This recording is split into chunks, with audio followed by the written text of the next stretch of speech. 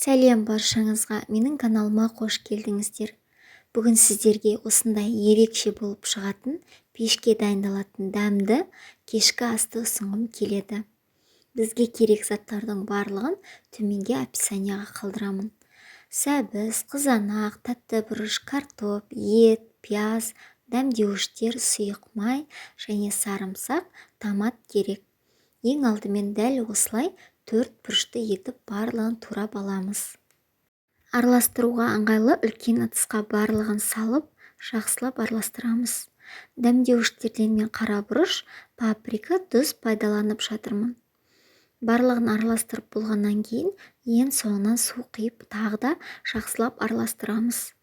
Сулы болғаны жақсы, себебі картоп, ет сулы болып, әдемі болып шығады. Пешімізді алдын ала қыздырып қоямыз. Барлығын осылай табаға салып, жақсылап бір тегістеп, бетін жауып, 180 градуста 45 минут пісіреміз. Әр пеш әртүрлі пісіру мүмкін, сол себепті уақытқа қарап тұрасыз. Гарнирге мен күріш дайындадым. Өз қалауыңыз бойынша әсемдесеңіз болады.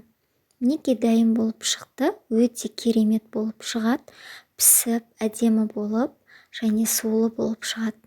Міндетті түрде жасауға кеңес етемін. Ешқандай уайымдамасаңыз болады, жаңағы ет піспей қалуы мүмкін деп. Дәл осылай қуырып, қайнатып жасасаңыздар да болады. Мен осылай пешке дайындап көрдім. Өте әдемі болып шықты. Отбасыма барлығына жақсы ұнады. Сол себепті сіздерге де ұнайды деген ойдамын. Осылай жасап көріңіздер.